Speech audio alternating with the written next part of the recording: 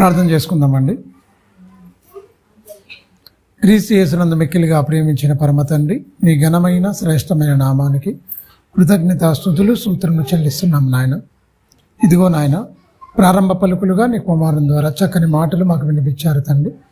ఈ రెండో వర్తమానంలో కూడా తండ్రి, విలువైన నీ సంగతులు తండ్రి, నీ ఆత్మ సహాయం ద్వారా మాకు అనుగ్రహించండి నాయన. బలహీనుడైనను తండ్రి బలపరచండి. విలువైన నీ సంగతులు తండ్రి బోధించడానికి ఒక బలమైన సాధనంగా పనిముట్టుగా నన్ను వాడుకోమని నిండు మనసుతో వేడుకుంటూ తండ్రి, వినబోతున్న నీ బిడ్డలకు తండ్రి వినగల చెవును గ్రహించగల మనసును దయచేయండి నాయన. చెప్పబోతున్న నన్ను మరుగుపరిచి సూటిగా నీ పిల్లలతో మీరే మాట్లాడమని నిండు మనసుతో వేడుకుంటూ, మహిమ ఘనత ప్రభావములు నీకే ఆరోపిస్తూ బలమైన నీ హస్తానికి తండ్రి నీ బిడ్డలమైన మమ్మల్ని అప్పగించుకుంటూ క్రీస్తు నామాని ప్రార్థన అడుగుతున్నాను తండ్రి, ఆమేన్. అందరికీ ప్రభు నామమున వందనాలు. మంచిదండి.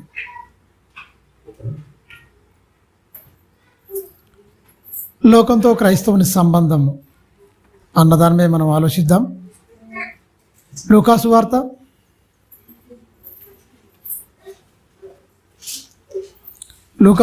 4వ అధ్యాయం.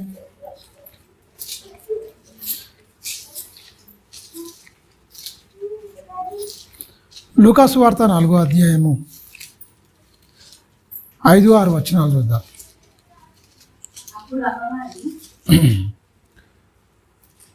అప్పుడు అపవాది ఆయనను తీసుకొని పోయి, చూడండి, భూలోక రాజ్యములన్నిటినీ ఒక నిమిషములోనే ఆయనకు చూపించి, ఇది అధికారం అంతయు ఈ రాజ్యముల మహిమయు నీకిత్తును, అది నాకు అప్పగింపబడి ఉన్నది. ఏది?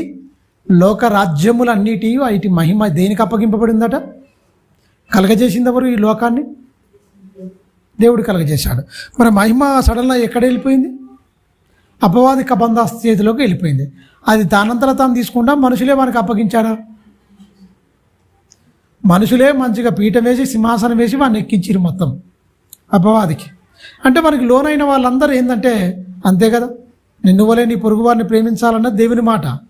లోకంలో ఉన్నాయంటే నేను పక్కని దొక్కేసి నువ్వు పైకి రమ్మన్నది లోకములో ఉన్నవాడు వాడే. లోకమంతయు వాని యందు, అపవాది యందు పడి ఉంది, దుష్టుని యందు పడి ఉంది అన్న మనం ఆ మాట ఆలోచిస్తే ఒకసారి చూడండి.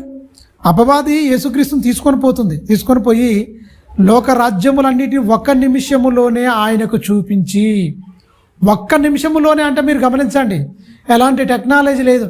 అయినా కూడా యేసుక్రీస్తు కాలములో ఎలాంటిది లేదండి టెక్నాలజీ. ఇంటర్నెట్ ఏమైనా ఉందా? గూగుల్ ఏమైనా ఉందా? ఫేస్బుక్, వాట్సాప్ ఏదైనా ఉందా చూపించడానికి? ఇప్పుడు గూగుల్ కొడితే మొత్తం అంతా వచ్చేస్తుంది. మొత్తం ప్రపంచం మొత్తం మన చేతిలో ఉంటుంది. కానీ ఇదంతా ఎవరి దగ్గరికైనా అపవాది. మీరు గమనించండి, ఆ టెక్నాలజీ మంచిగా ఎవరు ఉపయోగిస్తారు? 1% మంచిగా ఉపయోగిస్తే 99% మొత్తం చెడుకే వినియోగిస్తూ ఉన్నారు. ఆ మంచికి వినియోగించే వాళ్ళు ఎవరో ఒకరు సత్య సంబంధులు, అందరికి వెళ్ళాలి, అందరూ అపవాది కబంధాస్తాల నుంచి విడిపింపబడాలన్న దాని మీద సత్య అన్వేషకులు, సత్యాన్ని ప్రకటించే వాళ్ళు అతి కొద్ది మందే ఉన్నారు. వారికి అనుచరులుగా మారిపోయిన వాళ్ళు చాలామంది ఉన్నారు లోకంలో. వారికి అనుచరులుగా మారిపోయి వేల మందిని పోగులు చేసుకొని లోకాన్ని అనుభవించడానికి పరుగులు తీసేవాళ్ళు చాలామంది ఉన్నారు. కోకోలలో ఉన్నారు, లక్షల్లో ఉన్నారు. కానీ దేవుని ఆజ్ఞల ప్రకారంగా బతికే వాళ్ళు 100ల్లో ఉన్నారు, 1000ల్లో ఉన్నారు అంతే. లక్షల్లో కూడా లేరు, 100ల్లో 1000ల్లో ఉన్నారు అంతే. 10లు 100లు 1000. కానీ అపవాది సంబంధులు కోట్లల్లో ఉన్నారు, లక్షల్లో కోట్లలో. తగ్గేదే లేదు అన్నట్టుగా తగ్గరిగా జనాలు మొత్తం. మీరు గమనించండి, విపరీతమైన వాని కబంధాస్తాలలో చిక్కబడింది. యేసుక్రీస్తుని తీసుకుపోయి ఒక నిమిషంలోనే ఈ లోకరాజ్యంలోని ఒక నిమిషంలో చూపించి, ఇగో ఇదంతయు నాకు అప్పగింపబడి ఉంది. ఏం అప్పగింపబడింది? లోకరాజ్యములు వీటి మహిమ అప్పగింపబడింది. చూడండి, అది నేను ఎవరికి ఇవ్వకూడదునో వానికి ఇత్తును. కాబట్టి నీవు నాకు మొక్కితివా, ఇదంతయు నీదన్నని ఎవరితో చెప్తుంది? ఉడంబడిక చేసుకుందాం, మనం కూడా నిబంధన చేసుకుందాం ఒకటి, కానీ నువ్వు నాకు మొక్కు అని యేసుక్రీస్తు చెప్తుంది. ఎవరు? అపవాదండి, అపవాది. మరి యేసుక్రీస్తు వానికి మొక్కితే అయిపోద్ది అనుకున్నాడా? మరి క్రైస్తవ బోధకులు ఏంటి ఇలా మారిపోతున్నారు? క్రైస్తవులందరూ అపవాది కబంధాస్తలకు వెళ్ళిపోయారు. యేసు వెళ్ళలేదు, శిష్యులు కూడా వెళ్ళలేదు. మరి వీళ్ళు ఎందుకు వెళ్తున్నారు మీరు గమనించండి. అంటే ఎక్కడనో మన విశ్వాసము తప్పిపోయిందని మనం గమనించాలి ఖచ్చితంగా. యేసుక్రీస్తు ఎలా ఉన్నాడండి?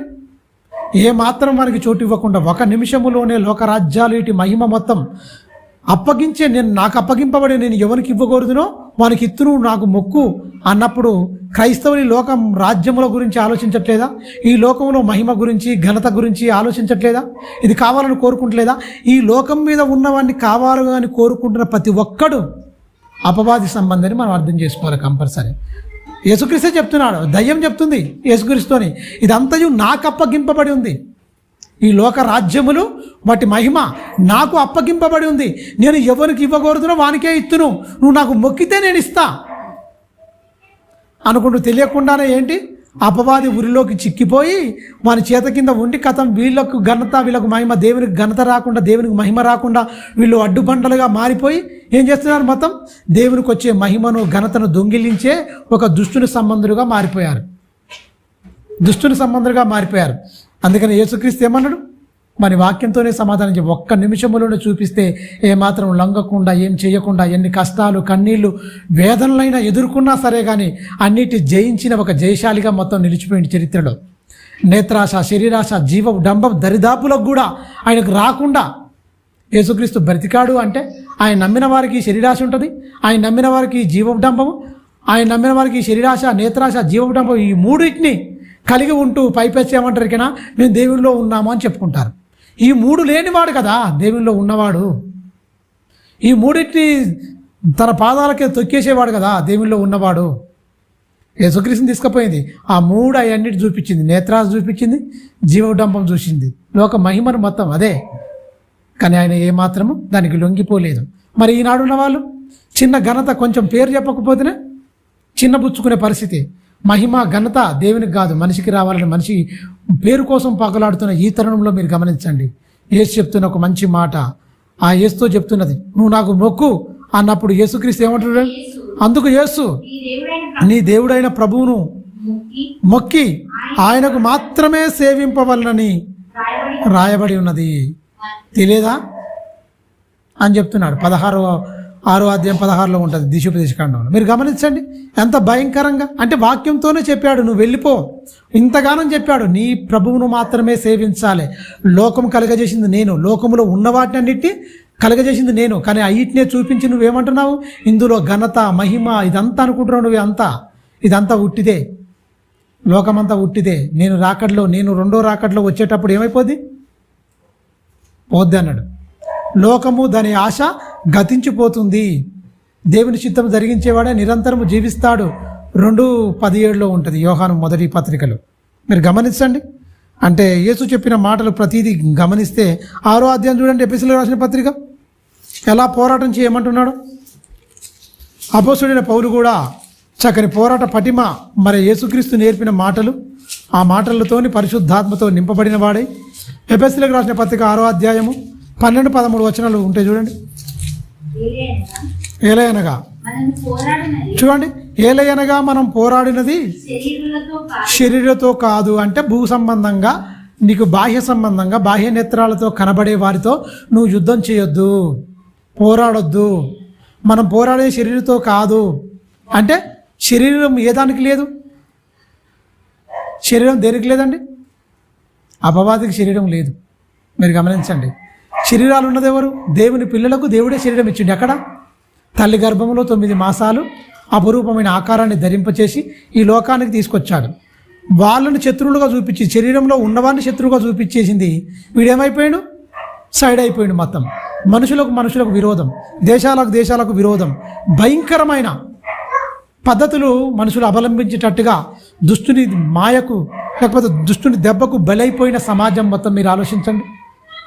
లోకంలో ఉన్నదంతా కావాలని కోరుకుంటున్న మనుషులను చూస్తే మీరు ఒకసారి ఆలోచించండి. అందుకనే మనం పోరాడుతున్న శరీరంతో కాదు కానీ ప్రధానులు ఉండట దానికి, అధికారులు కూడా ఉండట దానికి. ప్రస్తుత అంధకార సంబంధమైన లోకనాథులతోనూ ఆకాశ మండలమందున్న దురాత్మల సమూహములతోనూ ఈ పోరాటం ఎవరికి తెలిసింది? అలాంటి వాటితోనే యేసుక్రీస్తు పోరాడిండు మొత్తం. అపోస్తులు అదే దాన్ని ఆధారం చేసుకొని ఏం చేశారు? దాంతో పోరాడుతున్నారు. యేసుక్రీస్తు పోరాటం చేయలేదా? యేసుక్రీస్తు దేవుడు కదండి, ఆయనకి ఏం పోరాటం లేదు, పవిత్రుడు పరిశుద్ధుడు అని మనం అనుకుంటామనే ఆయన ఒక మంచి మాట చెప్పాడు హెబ్రీయులకు రాసిన పత్రిక.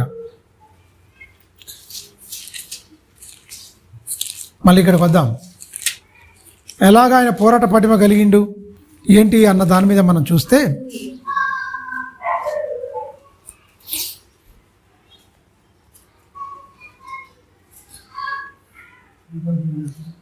హెబ్రీయులకు రాసిన పత్రిక 12వ అధ్యాయం చూద్దాం. 12వ అధ్యాయము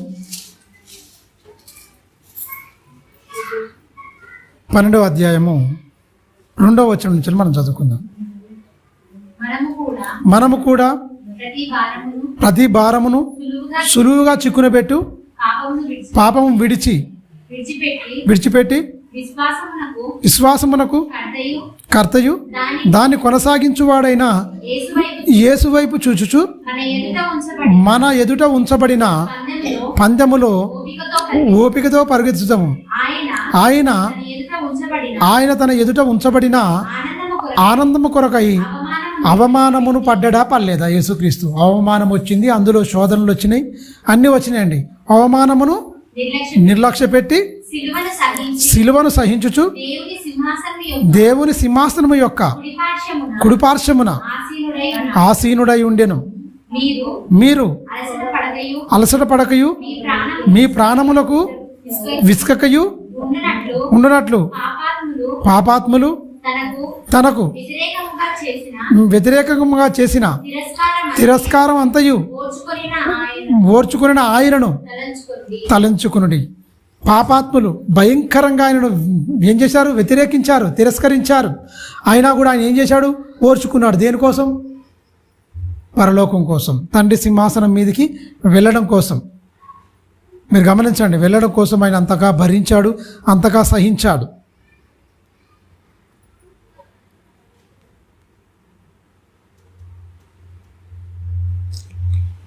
పదకొండవ అధ్యాయం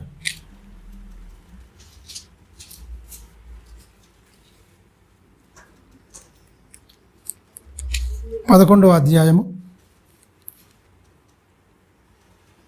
ఒక మంచి మాట చెప్పాడు చూడండి. 11వ అధ్యాయంలో 11వ అధ్యాయము 23 నుంచి వెళ్ళి మనం చదువుకుందాం.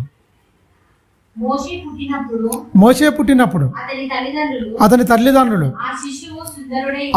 ఆ శిశువు సుందరుడై ఉండెను ఉండుట చూచి విశ్వాసమును బట్టి రాజ్యాజ్ఞకు ఏమాత్రం భయపడక 3 మాసములు అతన్ని దాచిపెట్టింది. మోషే పెద్దవాడైనప్పుడు విశ్వాసమును బట్టి చూడండి, ఐగుప్తులో సకల ధనము ఉన్నదండి, చాలా. ఆ ధనము కంటే ఏమైపోయింది యేసుక్రీస్తుకు? క్రీస్తు విషయమైన గొప్ప నింద. అప్పటి క్రీస్తు లేడండి. ఎక్కడ ఉన్నాడు? పరలోకంలో తండ్రి యొద్ద ఉన్నాడు, శరీరంగా మాత్రం లేడు. కానీ మోషే గారు ఎవరి కోసం ఎదురు చూశాడని చెప్తున్నాడు? ఎవరి కోసం కోరు కష్టాలు తెచ్చుకున్నాడు? ధనము కంటే, ఐగుప్తు ధనము కంటే క్రీస్తు విషయమైన గొప్ప నింద, గొప్ప భాగ్యమని ఎంచుకొని అల్పకాలము పాప భోగములు అనుభవించుట కంటే దేవుని ప్రజలతో శనవ అనుభవించుట మేలని యోచించి పరో కుమార్తె యొక్క కుమారునని అనిపించుకొనుటకు ఒప్పుకొనలేదు. ఎందుకు ఆయన ఒప్పుకొనలేదు అంటే ఇక్కడ మంచి మాట చెప్తుండే, ఏలయనగా అతడు ప్రతిఫలముగా కలగబోవు బహుమానమందు దృష్టి ఉంచెను. ఏమున్నాడండి? దృష్టి ఉంచెను బహుమానమందు. ఏది దృష్టి ఉన్నది? కింది వచనంలో చెప్తున్నాడు. విశ్వాసమును బట్టి అతడు అదృశ్యమైన వాటిని చూచునట్లు స్థిరబుద్ధి గలవాడై రాజ్య ఆగ్రహమునకు భయపడక ఐగుప్తును విడిచి పోయెను. అంటే మీరు గమనించండి, స్థిరబుద్ధి అనేది ఉంది. ఎక్కడికి వెళ్ళాలని? పరలోకం వెళ్ళాలని. అస్థిరమైన లోకం గురించి ఆలోచించలేదు, కానీ స్థిరమైన లోకం గురించి ఆలోచించిన వాడిగా, స్థిరమైన ధనముయందు నమ్మిక ఉంచిన వాడిగా, అంటే పరలోకం అనే నిత్య జీవం గురించి విశ్వాసం ఉంచిన వాడిగా ఇక్కడ పేతురుగా అపోస్తుడైన పౌలు గారు హెబ్రీయులకు రాస్తూ, మోషే గారికి హెబ్రీయులు అంటేనే అబ్రహాము సంతానం కనుక వాళ్ళందరికీ ఆయన ఎలా ఉన్నాడు ఏంటి, లోకానికి కనెక్ట్ కాకుండా, లోకం వైపు ఏమాత్రం చూడకుండా, క్రీస్తు ప్రజలతో అంటే క్రీస్తు నింద గొప్ప భాగ్యమని ఎంచుకొని పరో కుమార్తె కుమారుడని ఏమాత్రం ఒప్పుకొనక ఆయనకు ప్రతిఫలంగా బహుమానంగా దేని మీద? పరలోక సంబంధమైన దాని మీద మనసుంచాడు, చక్కగా బ్రతికాడు. ఆయనను మనం మాదిరిగా పెట్టుకోవాలి. విశ్వాసమున కర్త, దాన్ని కొనసాగించువాడైన యేసు వైపు మనం చూడాలి అన్న దాని మీద కూడా ఖచ్చితంగా ఇక్కడ చెప్తున్న ఒక మంచి మాట అండి. ఎవరు? అపోస్తుడైన పౌలు గారు. 11వ అధ్యాయం చూడండి. ఇదే 11వ అధ్యాయంలో 13వ వచనం కూడా మనం చూద్దాం. 13వ వచనంలో కూడా ఏమంటున్నాడు? కానీ వీరందరూ వాగ్దానము ఫలము అనుభవించకపోయినను దూరము నుండి చూచి వందనము చేసి తాము చూడండి, తాము భూమి మీద పరదేశులమనియు యాత్రికులమని అని ఉన్నామని ఒప్పుకొని విశ్వాసము గలవారై మృతి పొందిరి. ఏమని? భూమి మీద ఉన్నప్పుడు. మీరు గమనించండి, నన్ను తీసుకుపోయి అక్కడ పెట్టమని అబ్రహాము ఎవరు? ఇస్సాకు అంటాడు, ప్రమాణం చేసుకుంటాడు. యోసేపు ఏమంటాడు? నా ఎముకలను తీసుకుపోయండి, అక్కడనే పెట్టండి, ఖచ్చితంగా దేవుడు దర్శిస్తాడని. అబ్రహాం ఏమన్నాడు? మృతులను సైతం సజీవులుగా మారుస్తాడని ఇస్సాకును ఆరోపించి ఏం చేస్తాడు? మళ్ళీ పొందుకుంటాడు, అంటే బలిగా అర్పిస్తాడు. అంటే దేవుడు ఎంత గొప్పవాడని. వాళ్ళు వందనం చేశారు. ఇక్కడ ఈ భూమి స్థిరమైంది కాదు, అస్థిరమైనది, కేవలం యాత్రికులము, పరదేశులము, పరలోక నివాసులము అన్న దాని మీద చెప్తూ ఒక మంచి మాట అంటాడు చూడండి. వారు ఏ దేశం నుండి వచ్చిరో ఆ దేశము జ్ఞాపకం ఉంచుకున్న ఎడల మరలా వెళ్ళుటకు వారికి వీలు కలుగుటకై అయితే వారు మరీ శ్రేష్టమైన దేశమును అనగా పరలోక సంబంధమైన దేశమును కోరుచున్నారు. అందుచేత తన్ను వారిని వారు అంటే దేవుడు ఏమనుకుంటారు?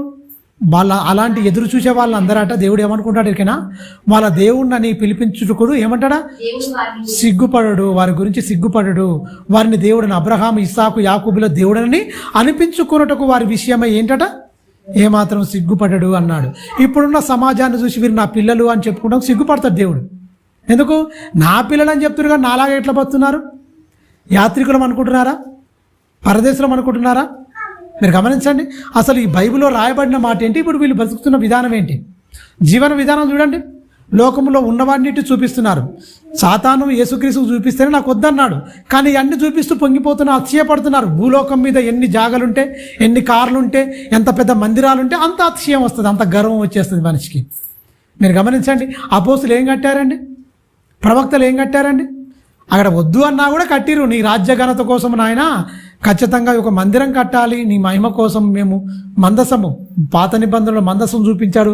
తర్వాత యెరూషలేము మందిరము సొలొమోను ద్వారా కట్టించుకుంటాడు, మొత్తం బంగారు రేకులతో పొడిగిన తర్వాత. యేసుక్రీస్తు వచ్చిన తర్వాత అక్కడ సంత జరుగుతుంది, వద్దు అంటాడు. అవసరం లేదు, వ్యాపారం చేసుకుంటారు తప్ప అసలైన సంత దేవుని వాక్యము నిత్యము ప్రకటించే బాధ్యత లేదు. వీళ్ళందరూ తప్పిపోయారు కనుక ఆ పరిశుద్ధమైన స్థలానికి స్వస్తి పలికి దేహానికి పరిశుద్ధమైంది చెప్పాడు, దీన్ని కరెక్ట్గా వాడాలి అని చెప్పాడు దేవుడు. అందువల్ల ఒక స్థలానికి ఇవ్వలేదు. అయినా కూడా మనుషులు ఏం చేస్తున్నారు? దేవుడు చెప్పిన మాటలన్నిటి పక్కకు పెట్టారు. మీరు ఆ దేశము జ్ఞాపకం ఉంచుకున్న ఎడల మీరు మరలా వెళ్ళుటకు వీలు కలుగుతుంది. దేశాన్ని మరిచిపోయారు. లోకంతో సంబంధం కలిగిన ప్రతి ఒక్కడు ఆ దేశాన్ని మరిచిపోతాడు కంపల్సరీ. మీరు గమనించండి, యేసుక్రీస్తుతో ఉన్నవానికి యేసుక్రీస్తు అర్థం కాలేదండి. 30 వెండి నాణాలకు యేసుక్రీస్తును అమ్ముకున్నాడు. ఎందుకంటే వాడు లోకంతో సంబంధం కలిగి ఉన్నాడు, దేవునితో సంబంధం తెంచుకున్నాడు. అపోస్తలులకు ఎవరికి పుట్టని బుద్ధి వీరికి ఒకరికి పుడుతుంది. ఎవరికి? ఇస్కరియోతు యూదాకు. మీరు గమనించండి, యేసుక్రీస్తు ఉంటాడు, యేసుక్రీస్తు తింటాడు, యేసుక్రీస్తునే మంచిగా ఉంటాడు. కానీ కాకపోతే ఏంటంటే లోకం నుంచి వెళ్ళి వాడు వేరు కాలేదు, లోకంతో కలిసిపోయాడు, లోక సంబంధిగా జీవించాడు. అందుకని ఒక ఆమె వచ్చి అత్తరు పలగొట్టిన వెంటనే ఏమన్నాడు? 300 దేనాలకు అమ్మొచ్చుగా అంటాడు. వీనికి ఇదే ఆలోచన, మొత్తం లోకంతో కనెక్ట్ అయి ఉన్నాడు కనుక వీడు అమ్మకాలు, తీసుకోవడాలు, దాచుకోవడాలు, వాడు దొంగవాడై ఉండి ఆ సంచి మొత్తం కానుకలది పెట్టే మా అందగ్గరనే ఉంటుంది మొత్తం. ఆడు దొంగవాడై ఉండి వేయిస్తున్న ఆ సంచిలో నుంచి ఏం చేసి ఉండే? దొంగిలించుకుంటూ వచ్చాడు ఆ కానుకల నుంచి వెళ్ళి. మీరు గమనించండి, అలాంటి బుద్ధి ఉన్నవాడు మారలేడు. ఇక్కడ కూడా లోకాన్ని అనుభవించేవాడు ఇస్కరియోతు యూదా తమ్ముడే తప్ప ఆయనకంటే తక్కువ ఏమి తీసిపోరు. మీరు గమనించండి, 25వ వచనం చూడండి. అందులో 25వ అధ్యాయంలో 26వ అధ్యాయం మత్తయి సువార్తలో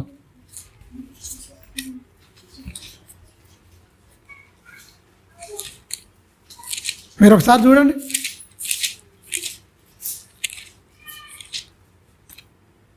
మత్తయి సువార్త 26వ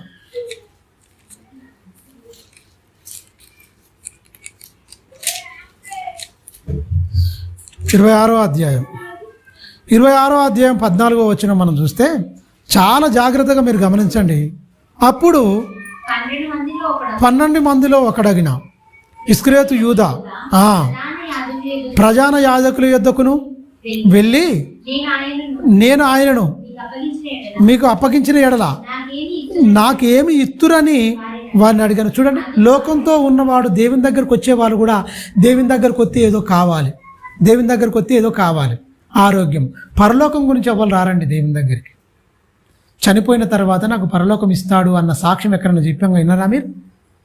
ఏ టీవీలోనైనా ఎన్నో ఉన్నాయి కదా, ఆరాధన ఛానల్, కీర్తనల ఛానల్, నిరీక్షణ ఛానల్, బైబిల్ ఛానల్ ఎన్నో వచ్చినాయి. మొత్తం ఈ ఛానల్లో ఎక్కడైనా సరే క్రైస్తవ గీతాలు ఆలపించేటి పాటలు ఉంటాయి, తర్వాత సాక్ష్యాలు ఉంటాయి, తర్వాత శరీర సంబంధంగా ప్రార్థనలు ఉంటాయి, అన్ని రకాలుగా ఉంటాయి. కానీ నేను నమ్ముకున్నానయ్యా దేవుని గురించి, చనిపోతే మరొక బ్రతికిస్తాడు దానికోసమే నేను నమ్ముకున్నానన్న ఏ ఒక్కరన్నా సాక్ష్యం విన్నరా మీరు? నేనైతే ఎక్కడ వినలే. మీరు గమనించండి, ఎందుకు నమ్ముతున్నారు? ఈ 60 ఏళ్ళ జీవితం కోసమే, దీనికోసమే నమ్ముతున్నారు, దీనికోసమే కావాలని కోరుకుంటారు తప్ప నువ్వు ఎందుకు వస్తున్నారు దేవుని దగ్గరికి? కోర్టు సమస్యలు తీరిపోతాయి. ఎందుకు వస్తున్నావు దేవుని? అది భూ సంబంధమైంది. ఎందుకు నమ్ముతున్నావు పిల్లలు? అది భూ సంబంధమైంది. మీరు గమనించండి, ఎందుకు వచ్చారు అంటే లోక సంబంధమైన వాటి అన్నింటినీ మొత్తం ఏంటి, బాధలన్నీ తీరిపోతాయి. అన్నీ తిరిగి తిరిగి తిరిగి ఎక్కడ రాలేదు కనుక ఇక్కడికి వచ్చాను, నా రోగం తక్కువైంది అంటే ఇక్కడ తక్కువ కాకపోతే వేరే కాడికి వెళ్ళేవాడివే. అన్నీ తిరిగాను, ఒక్కసారి చూడండి ఆయన దగ్గర కూడా పోతే అయిపోద్ది. ఇన్ని తిరిగాను, ఎన్నో గుళ్ళు తిరిగినావు. చాలామంది చెప్తారు ఎన్నో గుళ్ళు తిరిగినావు. తిరిగినావు, ఎందుకోసం తిరిగినావు? రోగం పోతుంది తిరిగినావు, నిత్య జీవం కోసం కాదు నువ్వు తిరిగింది. ఈయన దగ్గరకు వస్తే నిత్య జీవం ఇస్తారన్నాడు. ఈ దొంగలు కూడా అందుకని పిలుస్తున్నారు ఏమని? దేవుని దగ్గర రండి, అన్ని పోతాయి, అప్పులు పోతాయి, దేవుని దగ్గర రండి, రోగాలు పోతాయి అన్నాడు. అలా ఎక్కడ ఉందా? దేవుని దగ్గరకు వస్తే నిత్య జీవం, దేవుని దగ్గరకు వస్తే పరలోకం, దేవుని దగ్గరకు వస్తే సద్గుణాలు వస్తాయి, దేవుని దగ్గరకు వస్తే భ్రష్ట మనసు పోద్ది, దేవుని దగ్గరకు వస్తే మంచి ఆలోచనలు వస్తాయి. ఇలాంటివి లేవు. చెడిపోయిన మనసు, పాడైపోయిన హృదయము, చెడ్డ హృదయం పెట్టుకొని దేవుని దగ్గరకు వస్తే ఏం చేస్తారు? అందుకని దేవుడు జల్లడబెట్టిన ఇస్కరియోతు యూదా తమ్ముళ్ళు లాంటి వాళ్ళే ఉన్నారు మొత్తం. మీరు గమనించండి, వాడు కూడా ఎమ్మటే ఉండి యేసుక్రీస్తు ఏమాత్రం అర్థం కాక అతను నేను అప్పగిస్తా, నాకేమిస్తావు, ఏమిస్తామని అడుగుతున్నాడు వాళ్ళని పోయి ప్రధాన యాజకులకు. ఎప్పుడు ఆయన దొరుకుతాడు, ఆయన సిలివేయాలి, మనం చెప్పిన అన్నిటిని మొత్తం ఏంటి కాదని చెప్తున్నాడు. జనులలో మొత్తం మన ఇజ్జత్ మొత్తం తీసేస్తున్నాడు. ఏంటి వీళ్ళు మంచోళ్ళు గారు అంటే దేవుడు సంకల్పాన్ని చక్కగా చెప్తున్నాడు, మనం చెప్పలేదు. ఇన్ని రోజులు మనం చలామణి అయిపోయినాం, ప్రజల్లో మంచిగా పెద్దవారిగా, బోధకులుగా, ధర్మశాస్త్ర ఉపదేశకులుగా వంగి దండాలు పెట్టించుకున్నాం, అంత అయిపోయినాం. దేవుడు ఇవన్నీ కోరుకుంటలేడని చెప్తున్నాడు, అందరూ సమానం అని చెప్తున్నాడు. ఈయనేంటి అసలు ఒక దాంట్లో గొప్పతనానికి వెళ్ళిపోయిన తర్వాత కిందికి రావాలంటే రాలేరు, ఒక స్టేజ్కి వెళ్ళిపోయిన తర్వాత రాలేరు. ఈయనేమంటున్నాడు, మొత్తం దేవునికి ఇదాంటి ఇష్టం, అది అసలే ఇష్టం కాదా అంటాడు ఆయన. అందువల్ల ఈ చెప్పే బోధలన్నిటికీ వాళ్ళకి వ్యతిరేకం అయిపోయినాయి. వాళ్ళు మింగుడు పడకుండా అయిపోయింది. యేసుక్రీస్తు చెప్తున్న ప్రతి బోధ ఏమైపోయింది, మింగుడు పడకుండా అయిపోయింది. అమ్మ ఈయన నుంచితే మాత్రం బాగుండదు. ఖచ్చితంగా ఎందుకు ఆయన ఏమైనా దొంగతనం చేసిందనా? ధర్మశాస్త్రకి ఏమైనా వ్యతిరేకంగా ధర్మశాస్త్రం ఉన్నట్టు మాట్లాడితే తట్టుకోలేకపోయారు, ఉన్నదున్న మాట తట్టుకోలేకపోయారు. గ్రహించారు వాళ్ళు, మా గురించే చెప్తున్నాడు అనుకుంటారు వాళ్ళు. తెలుసా, గ్రహిస్తారు, వెళ్ళిపోతారు. మీరు గమనించండి. అందుకనే యేసుక్రీస్తు ఆనాడు అర్థం కాలే, ఈనాడు కూడా ఎందుకు వస్తున్నారు యేసుక్రీస్తు అంటే ఏమో వస్తుంది అంటేనే వస్తున్నారు. యేసు దగ్గరకు వస్తే మీకు నిత్య జీవం వస్తుంది, యేసు దగ్గరకు వస్తే శ్రమలు కష్టాలు వస్తాయండి. చచ్చిపోయిన తర్వాత నిత్య జీవం అని చెప్పండి. గదోడిక కావాలండి, బతుకున్నప్పుడు కావాలి కానీ మాకు సంతోషాలు సుఖాలు. చచ్చిపోయిన తర్వాత దానికి ఏమో ఓడేరుగు. అసలు ఆ నమ్మకం పరలోకం ఉన్నది, చచ్చిపోయిన తర్వాత మరో బ్రతుకుందని క్రైస్తవులకే తెలియకుండా పోయింది. అలా పెంచిరు, మొత్తం విశ్వాసులను అలా అందులుగా మార్చేశారు. అవునంటారా కాదంటారా? మీరు గమనించండి. దేనికోసం మనిషి పాకులాట, దేనికోసం మనిషి ఆరాటం, దేనికోసం మనిషి పోరాటం? భూ సంబంధంగానా పర సంబంధంగానా? మీరు పోరాడుతున్నది శరీరంతో కాదు అన్నాడు. మరి దేంతో పోరాడుతున్నారు? శరీరంతో పోరాడుతట్టు చేసింది వాడు. కానీ నేనేమంటు ఆత్మీయ పోరాటం అనేది ఒకటి ఉంది, నీకు ఆత్మీయ పోరాటం ఒకటి ఉంది. నీ శరీరాన్ని నువ్వే నలగొట్టుకోవాలి. శోధనలు భయంకరంగా వస్తాయి, అన్నిటి మొత్తం అణిచేయాలి ఖచ్చితంగా. ఆత్మీయ పోరాటం నీకు చాలా ఉంటుంది. అంటే ఏ పోరాటం లేదు, కథం వచ్చేసేయండి. ఎవరైనా గొడవ అయితే నువ్వు వాంతో ఎదురుగా ఉన్నతో గొడవ పెట్టుకో అని రకరకాలుగా ఇలా నేర్పించాడు. ఆకాశ మండలమందున్న దురాత్మల సమూహములతో మనం పోరాడుచున్నాము అన్నాడు. మీరు గమనించండి. సులువున చిక్కున పెట్టే పాపమును, ప్రతి భారము, పాపము ఇక్కడ ఖచ్చితంగా పడేస్తుంది మొత్తం. దాన్ని కొనసాగించువాడైన యేసు వైపు చూడండి. యేసు అవమానపడ్డాడు. ఉంచబడిన ఆనందం, ఆయన ముందు ఉంచబడిన ఆనందం కోసం ఏం చేశాడు? అవమానాన్ని మొత్తం ఏం చేశాడు? నిర్లక్ష్య పెట్టాడు. తిట్టారు, ఉమ్ముబెత్తలు, పిడిగుద్దులు, అయినా కూడా ఆయన ఏం చేశాడు? తండ్రి వీరేమి చేయుచున్నారో మీకు తెలియదని చెప్పాడు తప్ప ఎక్కడ ఆయన ఏ ఒక్కరి మీద కోపం అనేది ఆయన చూపలేదు. అపవాది మొత్తం పంజా విప్పింది, మొత్తం ప్రతి మనిషిలోనికి వెళ్ళిపోయి ఇతన్ని చంపేయండి, ఆ బరబ్బాను, ఆ దొంగను, మాకు బందిపోటు దొంగ అయిన బరబ్బాను వదిలిపెట్టండి, ఇతన్ని మాత్రం సిలువేయని చంపినా కూడా అవమానాలు. నేను సిలువించలే, నువ్వు దేవుని కుమారుడు అయితే నిన్ను కాపాడుకొని మమ్మల్ని కూడా కాపాడని ఒక పక్కన దొంగవాడు కూడా నిందిస్తున్నా కూడా, అవమానిస్తున్నా కూడా, యేసు దిగిరా అని అంటున్నా కూడా, ఎన్ని అవమానాలు, ఎన్ని తిరస్కారాలు అయినప్పటికీ ఆయన ఏమాత్రం వాటి వైపు చూడకుండా పరలోకము తండ్రి చిత్తాన్ని, తండ్రి అభిష్టం నెరవేరుతుంది. తండ్రి, నేను నలిగిపోవుట నీకు ఇష్టం, నేను చచ్చిపోతేనే ఈ సర్వలోకానికి పాపం నుంచి విమోచన దొరుకుతుంది కనుక అవమానిస్తారు, తిడతారు, అయినా కూడా ఆయన ఎక్కడి కూడా ఏమనలే. ఎందుకంటే ఆయనకు తెలుసు అవమానాలు ఖచ్చితంగా వస్తాయని. మీరు గమనించండి, అవమానంలో వస్తే తట్టుకోగలడా క్రైస్తవులు? ఇప్పుడు చిన్న అవమానం ఊరిన నుంచి వస్తే, విశ్వాసం నుంచి లేదని అవమానం వస్తే ఊరుకుంటారా? తట్టుకోలేరు, భరించలేరు, మాట్లాడలేరు. లేకపోతే అవసరమని కూడా పగ తీర్చుకోవడానికి రగిలిపోతుంటారు మొత్తం, ఎందుకు ఈ మాట అన్నారని. కానీ వదిలేసేసి క్రీస్తు కలిగిన మనసు కలిగి ఉన్నట్టున్నారా? మనిషి ఎప్పుడో ఏదో అన్న మాట మనసులో పెట్టుకొని రగిలిపోతాడు తప్ప, క్రీస్తు చెప్పిన ఎన్నో మాటలు హృదయంలో పదిలపరుచుకొని క్షమాగుణాన్ని తెచ్చుకునే వాళ్ళు ఎవరు? ఆ క్షమాగుణము, ఆ దయాగుణం లేనివాడు క్రైస్తవుడే కాదని బైబిల్ చెప్తుంది. అదే నిన్ను పరలోకం తీసుకెళ్లేది. ఈ మాటలతో నింపబడి దేవుని మాటలు మొత్తం దూరం చేసేవాడు దుష్టుడు. పగతో రగిలిపోతున్న మనిషికి ఏమర్థమైంది? మీరు గమనించండి, ఏమర్థమైపోద్ది? వాడు చూడండి, నాకేమిత్తురు అంటున్నాడు. లోకంతో బంధాన్ని పెనవేసుకొని క్రీస్తుతో బంధాన్ని తెంచేసుకున్నాడు. ఎన్నో మాటలు వింటున్నాడు, ఎన్నో కొంటున్నాడు, ఎన్నో చేస్తున్నాడు, చాలా తెలివిగా ఉన్నాడు. అపోస్తులు మాత్రం వాళ్ళందరినీ వీడిని ఎప్పుడు ఎంటబెట్టకపోలే. మీరు గమనించండి, కొండ మీద రూపాంతరం కూడా తీసుకుపోయినప్పుడు కూడా ఎవరిని ఎంటబెట్టకపోతాడు? పేతురు గారు, యాకోబు గారు, వీళ్ళు వెళ్ళిపోతారు. యోహారు గారు వీడు రాడు. వీడు ఎప్పుడు లోకం మీదనే, వీని తిరుగులాట మొత్తం, వీని ఆలోచన మొత్తం లోకం మీదనే. దేవునితో బంధాన్ని తెంచేసుకొని లోకం మీద ఉన్నోనికి ఏంటికైనా అమ్మాలన్న ఆలోచన వచ్చింది. ఏం దొంగిలిస్తా, కొంచెం ఒక్కసారి మొత్తం రావాలి నాకు, 30 వెండి నాళ్ళకు అమ్మేసుకుంటాను. ఎంత దౌర్భాగ్యుడు అసలు! ఇగో నన్ను అప్పగించేవాడు ఇప్పుడు ఇక్కడ మన మధ్యలో ఉన్నాడని చెప్తాడు ఆల్రెడీ. నన్ను ఎవరి చేత మనిషి కుమారుడు అప్పగింపబడడు, ఆ మనుషునికి శ్రమ అని కూడా చెప్పినా కూడా ఆ యూద భయంకరంగా చూడండి. ఇందులోనే 26వ అధ్యాయము, ఇందులో చూద్దాం ఒకసారి. 21వ వచనంలో చూడండి. వారు భోజనం చేయుచుండగా ఆయన, మీలో ఒకడు నన్ను అప్పగించునని మీతో నిశ్చయముగా చెప్పుచున్నాను అనెను.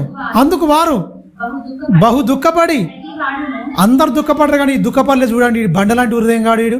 మీరు గమనించండి, అందరు దుఃఖపడ్డారు, వీడు మాత్రం ఏడవలే. తింటున్నాడు పైపెచ్చు, నేనా ప్రభువా అంటుండు, మళ్ళీ ఏం తెలియనట్టు. మీరు గమనించండి. ఆయన అడగగా ఆయన నాతో కూడా పాత్రలో చెయ్యి ముంచిన వాడే నన్ను అప్పగించువాడు.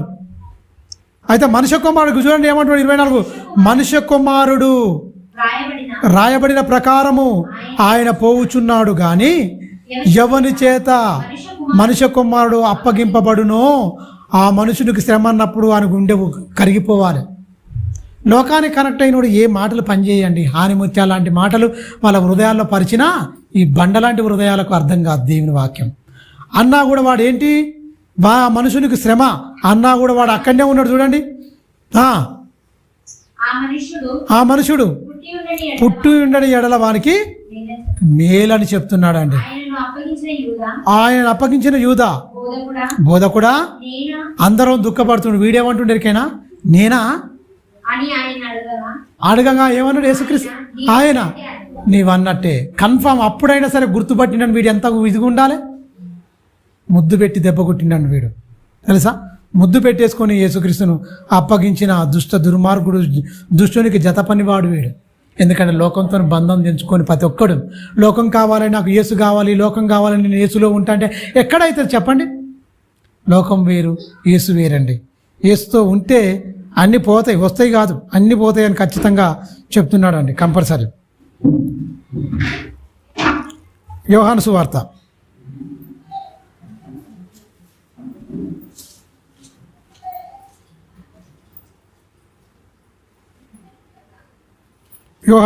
12వ అధ్యాయము 31వ వచనం. పోయిన వారం చదువుకున్నాం కదా, చదువుకున్నాం. యోహాను సువార్త 15వ అధ్యాయము 19వ వచనం చూద్దాం. యోహాను సువార్త,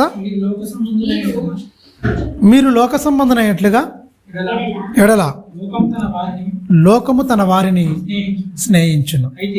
చూడండి, ఈయన ఏమంటున్నాడు? యేసుక్రీస్తు తన శిష్యులను ఉద్దేశించి ఒక మంచి మాట చెప్తున్నాడు. లోకము మీరు స్నేహించితే వారి మాట లోకం వింటుంది, లోకంతో మీరు కలిసిపోవద్దు అన్న దాని మీద చెప్తూ ఒక మంచి మాట కింది వచనం. అయితే మీరు లోక సంబంధులు కారు. ఎవరు లోక సంబంధులు కారు? ఎవరు కాదండి లోక సంబంధులు? యేసుక్రీస్తుతో ఉన్నవారు లోక సంబంధులు కారు. ఈ దుష్టుడు ఒక్కడు తప్ప, వీడు తప్ప, ఇస్కరియోతు యూదా తప్ప మిగతా వాళ్ళని ఉద్దేశించి చెప్తున్నాడు, మీరు లోక సంబంధులు కారు. లోక సంబంధులు అయితే ఏంటి? లోకం తన మాట వింటుంది. ఇస్కరియోతు యూదా మాట విన్నది, అందుకని 30 వెన్నాళ్ళకు వాడు అమ్ముకున్నాడు, లోకంతో బంధాన్ని పెనవేసుకున్నాడు. ఏమనుభవించాడండి? పోయి ఆ దేవాలయం చల్లేశాడు, ఊరిపోసుకుని తెచ్చాడు. ఏదైతే కడుపు నింపుకోవాలనుకున్నాడో ఆ కడుపు ఏమైపోయింది? బద్దలైపోయి, నడుమికి ఇరిగిపోయి బద్దలైపోయి పేగులే బయటకు వచ్చినాయి. ఎంత భయంకరమైన దుస్థితి ఉంది మీరు గమనించండి. ఇక్కడ చెప్తున్నాడు వాళ్ళ గురించి, అపోస్తుల గురించి. ఏదైతే యేసుక్రీస్తు మాటలు, యేసుక్రీస్తు సమీపంగా ఉండి చక్కగా బ్రతుకుతున్నవారు, అలా ఎవరు బతికినా కూడా ఖచ్చితంగా మనం కంపల్సరీ ఆయనలో ఉన్నట్టే మనం అందరం. 17వ వచనం చదువుకుందాం. అయితే మీరు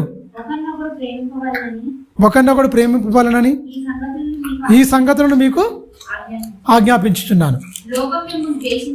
లోకం మిమ్మల్ని ద్వేషించిన ఎడల, మీకంటే ముందుగా మీరు గమనించండి, లోకం నన్ను ద్వేషిస్తుంది, లోకం నన్ను ద్వేషిస్తుందని మీరు ఏమాత్రం చెప్పుకోకండి, అంతకంటే ముందు నన్ను ద్వేషించిందని మీరు గుర్తు చేసుకోండి అని చెప్తుండే. ఎవరికి? అపోస్తులకు. అపోస్తులు చూసిరా లేదా యేసుక్రీస్తుని ద్వేషించేటప్పుడు? చూసింది. నన్ను సైతం ద్వేషించినప్పుడు, నన్ను నమ్ముకొని నా ఫాలోవర్స్గా మీరు ఉంటున్నప్పుడు, నా గుణగణాలను ప్రకటించేటప్పుడు మీకేమో ఎలా ఉంటుంది? సన్మానాలు ఉంటాయా? నాకు తిరస్కారాలు, మీకు సన్మానాలు ఉంటాయా? మీకు కూడా ఖచ్చితంగా తిరస్కారాలే ఉంటాయి. మీ మాట ఎవడు వినడు, మిమ్మల్ని ఖచ్చితంగా ద్వేషిస్తారు. నన్ను ద్వేషించిందని మీరు జ్ఞాపకం చేసుకోండి, అప్పుడు మీరు స్థిరంగా ఉంటారని చెప్తున్నాడా?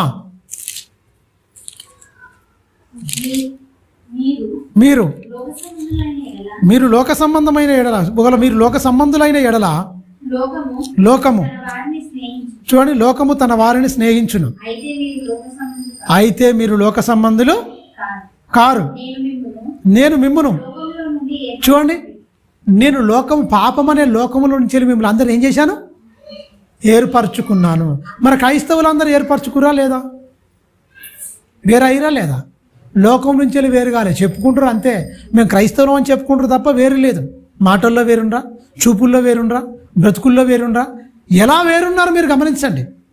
లోకానికి వేరుగా అంటే ప్రత్యేకత నీలో ఏముంది? క్రీస్తులో ఉన్న సద్గుణాలు నీలోకి వచ్చాయా? వాళ్ళు చెప్తున్నారా వీళ్ళు నిజంగా దేవుని పిల్లలని సాక్ష్యం పలుకుతున్నారా? మనం చెప్పుకుంటున్నామా? వాళ్ళు చెప్తున్నారా?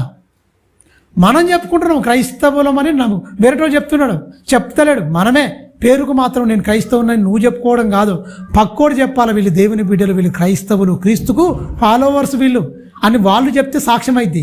నీకు నువ్వు చెప్పుకోవడం వల్ల ప్రయోజనం ఏంటి? యేసుక్రీస్తు ఎవరు? యేసుక్రీస్తు ఎవరి గురించి చెప్తున్నాడు? అపోస్తుల గురించి చెప్తున్నాడు. ఏమని? మీరు లోక సంబంధులు కారయ్యా, మీరు కారు, నేను మిమ్మల్ని లోకం నుంచి ఏర్పరచుకున్న వాళ్ళు మన లోకానికి కనెక్ట్ అయ్యిరా? కాలే. ఒకవేళ కాకపోతే ఆయన చెప్పకపోవు, అయితే లోకానికి కనెక్ట్ అయింది అనుకోండి, ఆయన చెప్పబో ఆ మాట, ఇంకా మీరు లోకంలోనే ఉన్నారని. కానీ మీరు లోక సంబంధులు కానట్లు అంటున్నా. అందుచేత మీరు ఎందుకంటే లోకం నుంచి మిమ్మల్ని ఏర్పరచుకున్నారు కనుక లోకం నన్ను ద్వేషించే మిమ్మల్ని కూడా ద్వేషిస్తుంది. దాసుడు చూడండి, చాలు మీరు గమనించండి. ఏర్పరచుకున్నది అంటే నేను ఖచ్చితంగా మిమ్మల్ని ఏర్పరచుకున్నాను. లోకము మిమ్మల్ని ద్వేషిస్తుంది. అంతకంటే ముందు నన్ను ద్వేషించిందని మీరు జ్ఞాపకం చేసుకోండి, నన్ను ద్వేషించిందని మీరు జ్ఞాపకం చేసుకోండి అంటున్నాడు. యోహాను సువార్త, అదే యోహాను రాసిన మొదటి పత్రిక 4వ అధ్యాయము 5వ అధ్యాయం 4వ వచనం చూద్దాం ఒకసారి. ఒక చక్కని మాటలు అక్కడ రాయబడ్డే చూడండి. యోహాను రాసిన మొదటి పత్రిక చూడండి. ఎవరు ఉంటారు ఏం కదంటే బ్యాప్టిస్తానికి నిలువెత్తు నిదర్శనం ఇక్కడ చెప్తున్నాడు. ఎవరు? యోహాను గారు. ఏ యోహాను? జబదీయ కుమారుల్లో ఒకడైన యోహాను గారు. యోహాను సువార్త రాసిండు. మొదటి యోహాను, 2వ యోహాను, 3వ యోహాను, ప్రకటన గ్రంథం, 5 పుస్తకాలు, 1 సువార్త, 3 పత్రికలు, 1 గ్రంథం, 5 రాసింది ఈయన. ఈ రాసిన ఆయన చెప్తున్నాడు. ఏం చెప్తున్నాడు అంటే 4వ వచనంలో, 5వ అధ్యాయం 4వ వచనంలో ఒక మంచి మాట చెప్తున్నాడు. దేవుని మూలంగా ఎలా పుట్టాలి? దేవుని మూలంగా పుట్టిన వారందరూ లోకమును జయిస్తారు. మీరు గమనించండి, యేసుక్రీస్తు జయించిండా లేదా? లోకాన్ని జయించిండు, సాతాన్ని తన పాదములకి తొక్కేసిండు మొత్తం. అపోస్తులు జయించిరా లేదా? లోకాన్ని జయించడం అంటే నేత్రాశ, శరీరాశ, జీవడంబాన్ని వారి దరిదాపులకు రాకుండా ఉండడమే లోకాన్ని జయించడం అంటే. నీ శరీరంలో పుట్టే ప్రతి కోరికను చంపడమే జయించడం అంటే. మీరు గమనించండి. అందుకని ఏమంటుండే ఎరికేనా? లోకమును జయించిన విజయము మన విశ్వాసమే. 5వ వచనం, యేసు దేవుని కుమారుడని నమ్మువాడు తప్ప లోకమును జయించువాడు మరి ఎవరు లేడు. ఆయన అందే ఉన్నది, మొత్తం క్రీస్తులోనే ఉంది జయించాలంటే. నువ్వు వేరేటోడు ఎవడు జయించలేడని చెప్తున్నాడు ఒక మాటలో. యేసు క్రీస్తులోనే ఉన్నవాడు జయించగలడు. ఆయన మాటలు ప్రకటించేవాడు, ఆయన మాటలు పాటించేవాడు, తన బ్రతుకులోకి తెచ్చుకున్నవాడు మాత్రమే దాన్ని జయించగలని ఖచ్చితంగా ఘంటాపదంగా చెప్తున్నాడు ఇక్కడ యోహాను గారు. ఇగో మేము క్రీస్తుని కలిగి ఉన్నాం, ఖచ్చితంగా మేము లోకాన్ని జయిస్తున్నాం కంపల్సరీ. మేము దేవుని మూలంగా పుట్టిన వారం. ఎలా? బాప్టిజం ద్వారా. బాప్టిజం ద్వారా మేము ఖచ్చితంగా లోకానికి వేరైన వారం. దేవుడు ఏర్పరచుకున్నట్టుగా మేము లోకానికి కనెక్ట్ కాలే. అనేకులను చీకట్లో ఉన్న వారిని వెలుగులో నడిపించాం. మేము వెలుగై ఉన్నాం తప్ప మన చీకటిగా మేము మారిపోలే. క్రైస్తవ లోకం చూడండి, ఆదివారం రాగానే వెలుగులోకి వస్తారు, సోమవారం రాగానే చీకట్లోకి వెళ్ళిపోతారు. మీరు గమనించండి, ఆదివారం రాగానే ఏం చేస్తారు? ఆదివారం రాగానే కథం వెలుగులోకి వస్తారు, సోమవారం నుంచి మన చీకటి, మళ్ళీ ఆదివారం వచ్చేదాకా ఏంటి అసలు? అంటే దేవుని వాక్యం అర్థం కాలేదు. అంటే దేవుడు పుట్టడం అంటే ఏంటి? ఉన్నతంగా తన నోటిని కాపాడుకోవాలి, కన్నును కాపాడుకోవాలి. ప్రతిదీ చెప్పిన సద్గుణాలన్నింటినీ మన బ్రతుకుల్లోనికి మనము ఖచ్చితంగా తెచ్చుకోవాలి. అందుకని కింది వచ్చిన చూడండి ఏమంటున్నాడు ఇందులోనే. చాలు మంచిదండి. ఇంకా చూద్దాం. గలతీయులకు రాసిన పత్రిక 6వ అధ్యాయము చక్కని విషయాలు చెప్తున్నాడు ఇక్కడ. 14వ వచనం. గలతీయులకు రాసిన పత్రిక అపోస్తలుడైన పౌలు గారు, అయితే మన ప్రభు అయిన యేసుక్రీస్తు సిలువయందు తప్ప మరి దేని యందును అతిశయించుట నాకు దూరమవును గాక. దాని వలన నాకు లోకమునకు నేనును. అబ్బా, ఏం చెప్తున్నాడండి? సిలువ వేయబడి ఉన్నావు, లోకం వద్దు, నాకు వేరుగా ఉన్నాను, సిలువ వేసుకున్నాను. వీళ్ళు ఏమనుకుంటున్నారు? గుడ్ ఫ్రైడే రోజు చెక్క సిలువ వేసుకొని తిరుగుతూ ఉంటారు. సిలువ ఖ్యాతిని పెంచుతురా తగ్గిస్తున్నారా?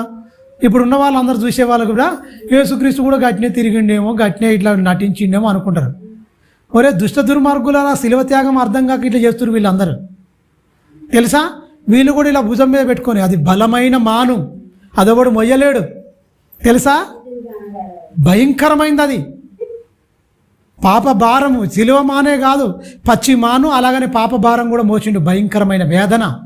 ఆయన ప్రార్థన చేస్తుంటే రక్తం ఏమైపోయింది? మొత్తం చెమట బిందువులుగా, మొత్తం చెమట ఏమైపోయింది టోటల్గా. ఆయన రక్తం మొత్తం ఏంటంటే చెమట బిందువులుగా, మనకు చెమట వచ్చి నీళ్ళలాగా ఎలాగైతే బిందువులుగా పడుతుందో ఆ రక్తం కూడా అలా బిందువులుగా మారిపోయి పడిందట. ఎందుకు? పాప భారాన్ని మోయడానికి తన్ను తాను సంసిద్ధం చేసుకుంటున్నాడు. అర్థమైందా?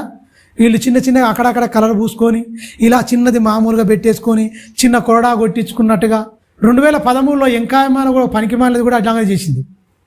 నాకు సిలువే అంటే దేవుడు నాకు చూపించిందని. నీ రక్తం, నీ కంపు రక్తం నీకే రక్షణ లేదు, పక్కోనికి ఓనికి కావాలి.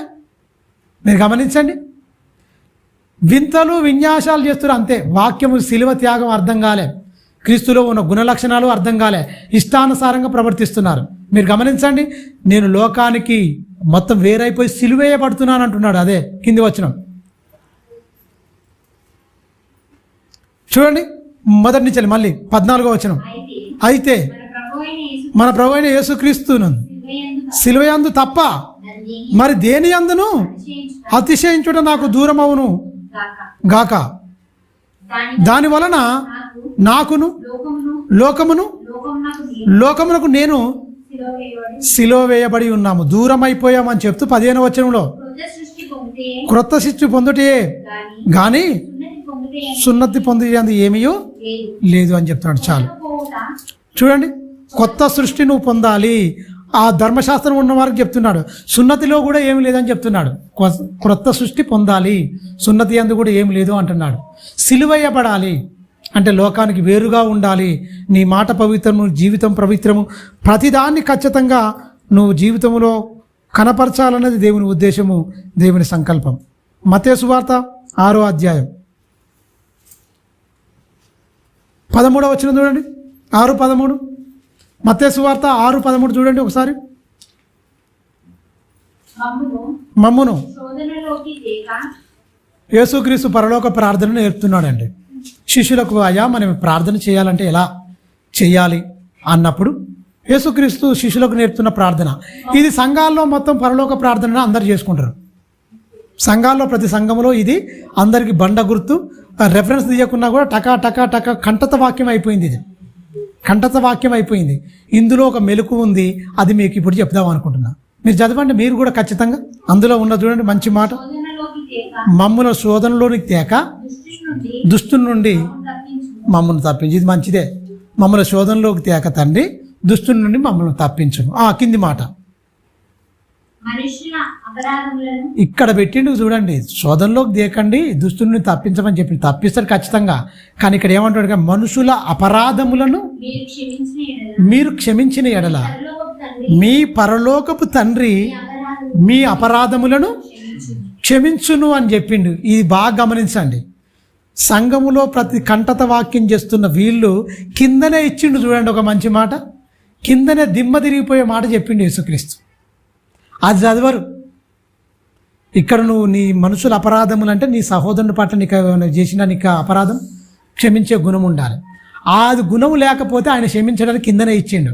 మీ మనసులో మనం నా పట్ల ఎవరైనా అపరాధం చేశారు, ఆ క్షమాగుణం నాకు లేకపోయింది అనుకోండి, నేను ఏదైనా పొరపాటు చేస్తే దేవుడు క్షమించడని చెప్తుండే ఒక మాటలో.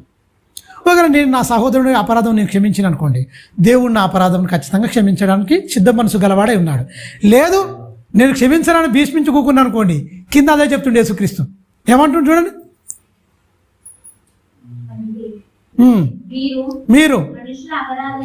మీరు మనుషుల అపరాధములు క్షమించకపోయిన ఎడల మీ తండ్రియు. మీరే 60 ఏళ్ళ జీవితము, 6 అడుగులు ఎత్తు, మీరే ఈ చిన్న జీవితం కోసం మీకే ఇంత గర్వము, మీకే ఇంత ఇదైతే మరి నాకెట్లుండాలి? నిరంతరము జీవించేవాడను, ఉన్నవాడను, అనువాడను, సర్వశక్తి గల దేవుడను నేను. నువ్వు ఇంతలో కనబడి అంతలో మాయమైపోయో గడ్డి పువ్వును చూపించి నీకు పాఠం నేర్పినా కూడా బుద్ధి రాలే మీకు. ఎంతలో ఉంటారు మీరు? ఇంతలో కనబడి అంతలో మాయమై ఆవిరని చెప్పినా మీకు అర్థం కాకుండా పగలు ప్రతీకారాలు మీకు ఎందుకు పోరాడుతున్నది మీరేంటి? అందుకనే మీరు దీంతో పోరాడాలని చెప్తుండు. తగ్గించుకునే గుణంతో మీరు పోరాడండి అంటున్నాడు. మీరు ఒకవేళ మీ మనుషుల అపరాధం మీరు క్షమింపపోయిన ఎడల మీ తండ్రి కూడా మీ అపరాధములు క్షమించడు అని ఎవరికి చెప్తున్నాడు? యేసుక్రీస్తు శిష్యులకు నేర్పిస్తున్న ప్రార్థనలో ఒక మంచి పరమార్థమైన మాట ఇది ఉందా అండి? ఇది పాటిస్తురా? చాలా మందిలో ఇది లోపం ఉన్నది. ఇది పాటిస్తేనే పరలోకం, ఇది పాటిస్తేనే తండ్రి దగ్గర క్షమాపణ, ఇది పాటించకపోతే తండ్రి దగ్గర క్షమాపణ లేదు అని ఎవరు చెప్తున్నారు? యేసుక్రీస్తు తన శిష్యులతో చెప్తున్నాడు. మరి శిష్యులు పాటించినట్టుందా? ఖచ్చితంగా పాటించారు. వాళ్ళు పాటించారు, గొప్పగా ఉన్నారు. లోకంతో కూడా స్నేహం చేయలేదు చూడండి వాళ్ళు.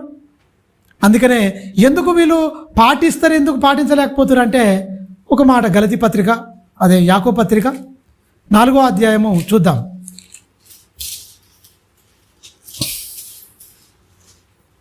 యాకోబు పత్రిక 4వ అధ్యాయం 4వ వచనంలో ఒక మంచి మాట చెప్పాడు. ఏం మాట? ఎందుకు క్షమించలేకపోతురంటే లోకంతో స్నేహం చేస్తురు కనుక క్షమించ. చూడండి, ఒక మంచి ఏం మాట? లోకంతో స్నేహంతో చేస్తున్న వారిని ఒక మాట అంటున్నాడు. చూడండి, వ్యభిచారులారా, ఈ లోక స్నేహము దేవునితో వైరమని మీరు ఎరగరా?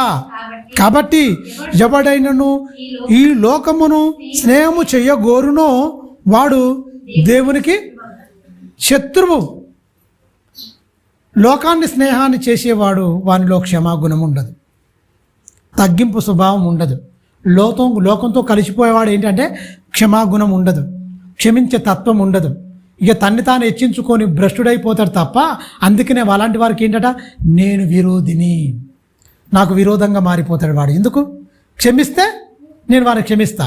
నువ్వు మొత్తం క్షమించకుండా నువ్వు మారిపోతే కఠినాత్ముడు అయితే నువ్వేం విత్తావో అదే పంట కోస్తావు అన్నాడు. ఒకటే మాట, ఏ పంట విత్తావో అదే పంట కోస్తావు అంటున్నాడు. మీరు గమనించండి. అందుకనే కింది వచ్చిన వాళ్ళు చూడండి ఏమంటున్నాడు. ఆయన 5వ వచనం, ఆయన మన యందు నివసింపజేసిన ఆత్మను మత్సరపడినంతగా అపేక్షించుచున్నాడు అని లేఖనము చెప్పుచున్నదిగా. వ్యర్థమని మీరు అనుకునిచున్నారా? కాదు కానీ ఆయన ఎక్కువ కృపను ఇచ్చును. అందుచేత దేవుడు అహంకారులను ఎదిరించి దీనులకు కృపను అనుగ్రహిస్తాడు.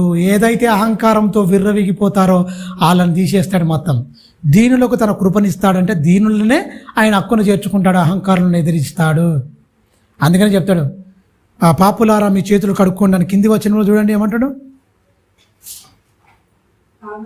కాబట్టి దేవునికి లోబడి ఉండుడి, అపవాదిని ఎదిరించుడి, అప్పుడు మీ యొద్ద నుండి వాడి పారిపోవును. దేవుని యొద్దకు. ఈ మాట సంవత్సరంలో వరకు చెప్పిరా? దేవుని యొద్దకు రండి, దేవుడు మీ వద్దకు వస్తాడు. పోయిన సంవత్సరం మనకి ఈ మాట ఎక్కడ చెప్పిండు? ఎక్కడ విన్నారు మీరు ఈ మాట? పోయిన సంవత్సరం ఈ 10 రోజులు జరిగిన లేఖనాల పరిశోధనలో ఎవరు అని చెప్పిరా ఈ మాట? ఈ మాట ఎవరు చెప్పారు?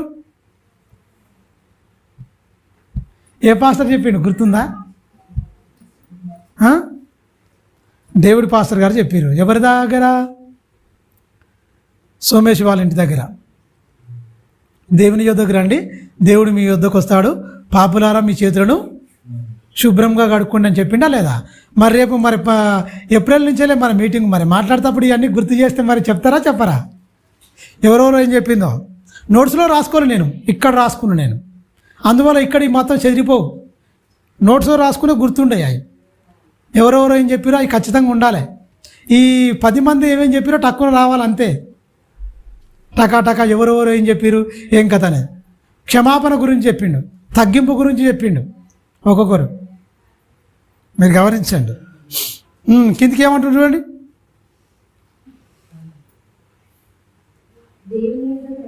దేవుని యొద్దకు రండి, అప్పుడు ఆయన మీ యొద్దకు వచ్చును, మీ చేతులు మీరు శుభ్రంగా కడుక్కోండి. అంటే క్షమాగుణం ఉంటుందండి. పాపులుగా మనం మారకుండా ఉండాలంటే మన చేతులు శుభ్రంగా. చేతులు ఎప్పుడు కడుక్కుంటూనే ఉంటాం, అశుభ్రం కాదు.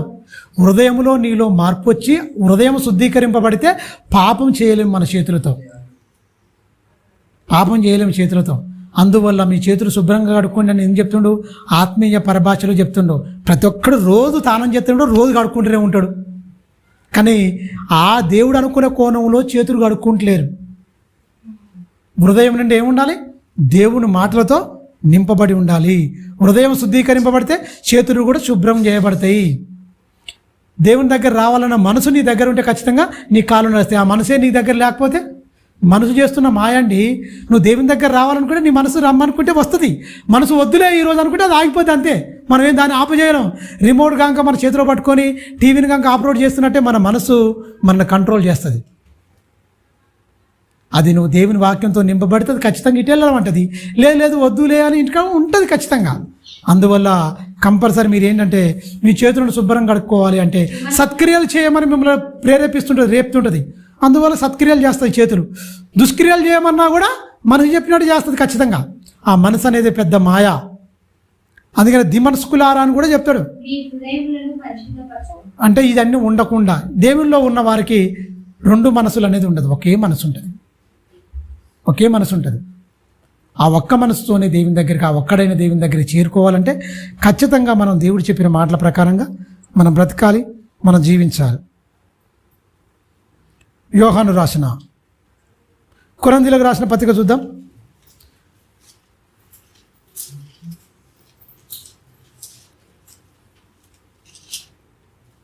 కొరింథీయులకు రాసిన పత్రిక 1 కొరింథీ 6వ అధ్యాయం 18వ వచనం చెప్దాం, చూద్దాం, ముగించుకుందాం త్వరగా. చూడండి, పవిత్రమైన మీ అవయవాలను ఎలా వాడాలని కూడా చెప్తున్నాడు. మీరు జారత్వమునకు దూరముగా మీరు పారిపోండి. మనుషుడు చేయు ప్రతి పాపమునకు దేహమునకు వెలుపల ఉన్నది కానీ జారత్వము చేయు ప్రతివాడును తన సొంత శరీరమునకు హానికరముగా పాపం చేయుచున్నాడని చెప్తున్నాడండి దేవుడు. చూడండి ఏం చెప్తున్నాడు, మనిషికి ఖచ్చితంగా ఇవన్నీ కాపాడుకోవాలి, చేసుకోవాలి. ఫిలిప్పీయులకు రాసిన పత్రిక 3వ అధ్యాయము 19వ వచనంలో కూడా చక్కని మాట ఉన్నది చూడండి. చూడండి ఏమంటున్నాడు, నాశనమే వారి అంతము, వారి కడిపే వారికి దేవుడు. ఈ లోకంతో సంబంధం పెట్టుకున్నవాడు ప్రతి ఒక్కడు ఏం చేస్తాడు ఎరికేనా, శరీరంలో పుట్టే ప్రతి కోరికను తీర్చుకోవడానికి పరిగెత్తుతాడు. ఎందుకంటే వాడు చేస్తున్న క్రియలు అలాంటివి. మీరు గమనించండి, నువ్వు చేస్తున్న పాపం ఏంటంటే వెలుపల ఉన్నది, నువ్వు దేహంతో నీ లోపల నుంచి నిన్ను పాడు చేస్తుంటుంది మొత్తం అని చెప్తున్నాడు. మొత్తం క్రియలతో. 18వ వచనం మళ్ళీ చదువుకుందాం. కొరింథీయులకు రాసిన పత్రిక 6:18 జారత్వము దూరంగా పారిపోవుడి. మనుషుడు చేయు ప్రతి పాపము దేహమునకు దేహము వెలుపల ఉన్నది కానీ దారత్వం చేయువాడు తన సొంత శరీరమునకు హానికరముగా పాపము చేయుచున్నాడు. ఎందుకు? లోకంతో సంబంధం పెట్టుకున్న ప్రతి ఒక్కడు ఇలా పాపం చేసుకుంటూ వెళ్ళిపోతాడు మొత్తం. అలాగే ఇంకో పాపం ఏం దొరికినా ఇక్కడ కూడా ఫిలిప్పీయులకు రాసిన పత్రికలు ఏమున్నది, 3:18 నుంచి చదువుతాం. 18 చదువుతాం. అనేకులు క్రీస్తు శిలువకు శత్రువులుగా నడుచుకుంటున్నారు. వీరిని గూర్చి మీతో అనేక పర్యాయములు చెప్పి ఇప్పుడును ఏడ్చు చెప్తున్నాను. శిలువకు శత్రువులు ఓళ్ళు చేస్తారని ఓళ్ళు నడతారండి. ఆత్మ సంబంధులు నడవరు. ఆత్మ లేనివారు, ప్రకృతి సంబంధులు, లోకంతో కలిసిపోయే వాళ్ళు శిలువకు శత్రువులుగా నడుస్తారు. చెప్తున్నాడు పౌలు గారు, అనేక పర్యాయములు మీకు చెప్పాను కదా, ఎందుకు మీరు మారట్లేదు? సమయం చాలా కొంచెమే ఉన్నది. మీరు లోక సంబంధమైన విషయాలు అన్నింటిలో జాగ్రత్తగా ఉన్నారని 19వ వచనంలో అదే అంటాడు. వారి నాశనమే వారి అంతం, వారి కడిపే దేవుడు. ఈ లోకాన్ని మొత్తం ఏం చేస్తున్నారు? మొత్తం వ్యతిరేకంగా మారిపోయే వీళ్ళందరూ క్రీస్తుకు శిలువకు శత్రువులుగా నడిచే వాళ్ళు ఆత్మ లేని వారే. అందుకనే మీరు గమనించండి, క్రీస్తు శిలువకు శత్రువుగా మీరు నడుస్తున్నారని చెప్తూ అనేక పర్యాయములు మీకు నేనేం చెప్పానని చెప్తూ కింది వచనం, నాశనమే వారి అంతము, వారి కడిపే వారి దేవుడు. అందుకనే చెప్తూ ఏమంటాడు ఏనుగైకనా, వారు సిగ్గుపడవలసిన సంగతులు యందు అతిశయపడుతున్నారు. ఏదైతే సిగ్గుపడవలసిన సంగతులు మార్చుకునే సంగతులు మార్చుకోలేక అందులో అతిశయపడితే నీకు వచ్చేదేముంది అని చెప్తున్నాడా. అబ్బా ఏమంటున్నాడు, సిగ్గుపడవలసిన సంగతులు యందు వాళ్ళు అతిశయపడుతూ భూ సంబంధమైన వాటి అందే మనసు. వాడు ప్రకృతి సంబంధి, వాడు దేవుని సంబంధి కానే కాడు. లోకంతో క్రైస్తవుని సంబంధం ఎలా ఉంది? ప్రకృతి సంబంధిగా మారిపోతున్నాడా, ఆత్మ సంబంధులుగా మారిపోతున్నారా? ఆత్మ సంబంధులుగా మారిపోతున్నా. మీరు గమనించండి, ఆత్మ సంబంధి అయిన వాడు ఎలా ఉంటాడు అనేది ఒక్కటి చూద్దాం. మంచి మాట. 7వ అధ్యాయం రోమీయులకు రాసిన పత్రిక 7వ అధ్యాయం 7వ వచనం. రోమా 7:7 7వ అధ్యాయం రోమీయులకు రాసిన పత్రిక 7వ వచనం. కాబట్టి ఏమందుము? ధర్మశాస్త్రము పాపమాయనా అట్లా అనరాదు. ధర్మశాస్త్రం వలనే గాని పాపమనగా ఎట్టిదో నాకు తెలియకపోవును. ధర్మశాస్త్రమే లేకపోతే పాపం ఎట్టిదో నాకెట్ట తెలుసు? ధర్మశాస్త్రం చాలా మంచిదే. ధర్మశాస్త్రం లేనప్పుడు పాపం ఎట్టదో పాపానికి రూపం తెలియలే. ఆశింపవద్దని ధర్మశాస్త్రం వల్ల ఆశింపవద్దు అని ధర్మశాస్త్రం చెప్పని ఎడల దురాశ ఎట్టిదో తెలుసా? నాకు తెలియకపోవును. ధర్మశాస్త్రం చాలా మంచిది, దాన్ని పాటించిన మనకి మంచిది, అర్థం చేసుకునే మనకి మంచిది. అది ఆశింపవద్దని చెప్తున్నా. అది ఎట్టిదో నాకు తెలవాలంటే ఏంటి? ఆ దురాశ ఎట్టిదో ఖచ్చితంగా దాన్ని దేవుడు రాయించింది కనుక అది మంచిదని చెప్తున్నాడు. కింది వచ్చిన అయితే పాపము ఆజ్ఞను హేతు చేసుకొని సకల విధమైన దురాశలను నాయందు పుట్టించను. శరీరములో పుట్టిస్తుంది, మొత్తం పుట్టిస్తుంది. ఆ పుట్టించిన వాడు చంపిండనే ఉంటుంది చూడండి 8వ అధ్యాయంలో. 8వ అధ్యాయంలో 12వ వచనం నుంచి మనం చదువుకుంటే, కాబట్టి సహోదరులారా, శరీరానుసారంగా ప్రవర్తించుటకు శరీరమునకు రుణస్థులము కాము. మీరు శరీరానుసారంగా ప్రవర్తించిన ఎడల చావవలసిన వారై ఉన్నారు కానీ ఆత్మచేత ఇగో నేను చంపేసిన మీరు చంపేయండి. ఈ పత్రిక చదువుకున్న మీరు చంపేయండి. నేను చంపేసి మీకు రాస్తున్నా. రోమాలో ఉన్న సంఘం నేను చంపేసి మీకు రాస్తున్నా. మీరేం చేయాలి? ఈ చదువుకున్న వెంటనే చంపేసుకోండి. చదువుకున్న వెంటనే ఏంటి మీకు తెలియక మీరు అలా పెంచుకునేమో.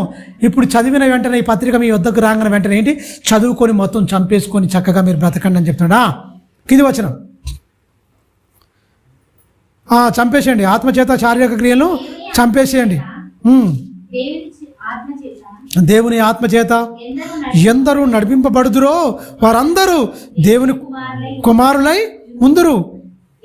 ఏలయనగా మనం భయపడుటకు మీరు దాస్యపు ఆత్మను పొందలేదు కానీ దత్తపుత్రాత్మను ఏం చేశారు? పొందితిరి. మనకు దత్తత చేసిన ఆత్మను, పిరికాత్మ కాదు, దత్తపుత్రాత్మను మనం పొంది ఉన్నాము. భయపడడానికి వీల్లేదు. చక్కగా పాపాన్ని అసహించుకోండి, మంచితనాన్ని అత్తుకొని చక్కగా ఉండండి, ఎదిరించండి, పోరాడండి. శరీరం మీద మీరు జయాన్ని పొందండి. విజయాన్ని పొందాలి మన శరీరం మీద. శరీరానికి లోపడి బతకడానికి వీల్లేదు. మీరు శరీరానికి రుణస్తులా మీరు అని అడుగుతున్నాడు. శరీరానికి ఏమైనా రుణస్తులా? శరీరానికి ఎందుకు లోపోతున్నారు? శరీరానికి మీరు ఎందుకు లోనైపోతున్నారు? దానికి మీరు రుణస్తులు గారు. మీరు చంపేయండి. ఆత్మచేత మీరు చంపేయండి. మీరు పిరికాత్మను కాదు పొంది ఉన్నది, దత్తపుత్ర ఆత్మను పొంది ఉన్నారు. ఎక్కడి నుంచి?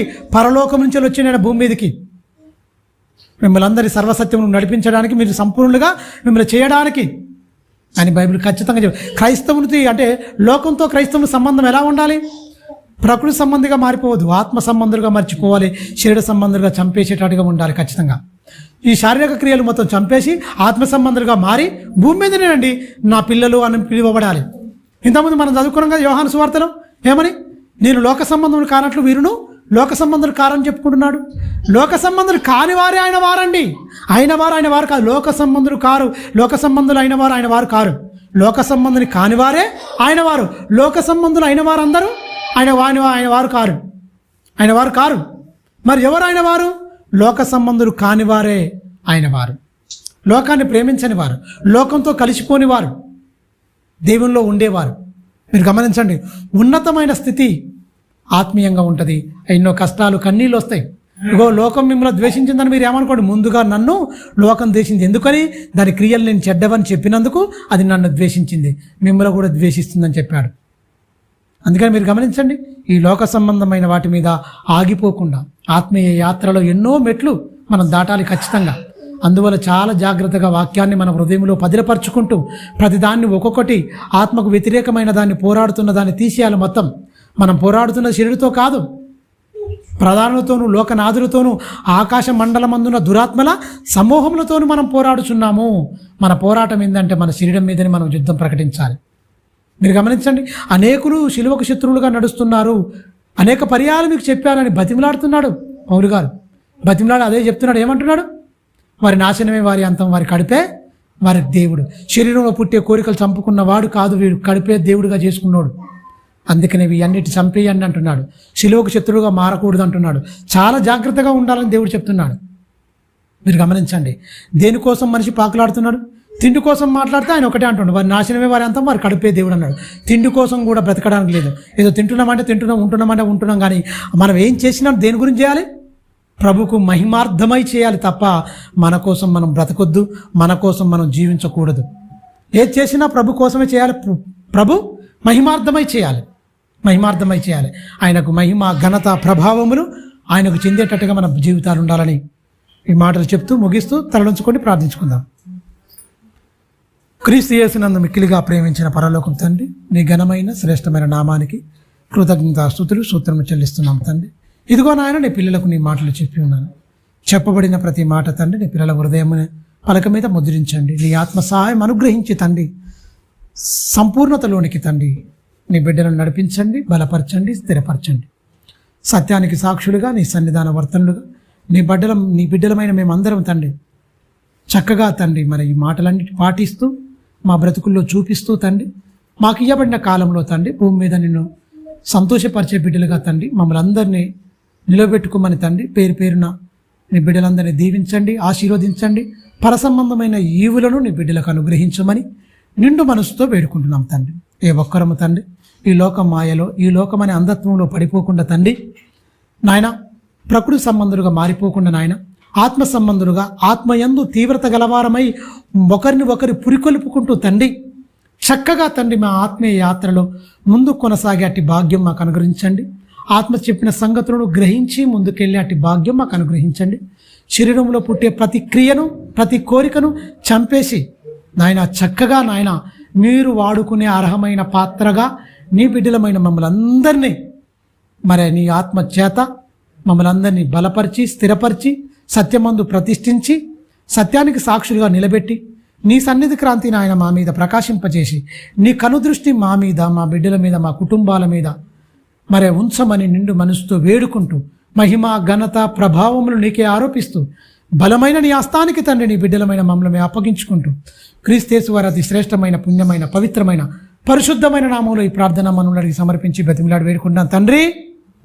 ఆమె అందరికీ వందనాలు.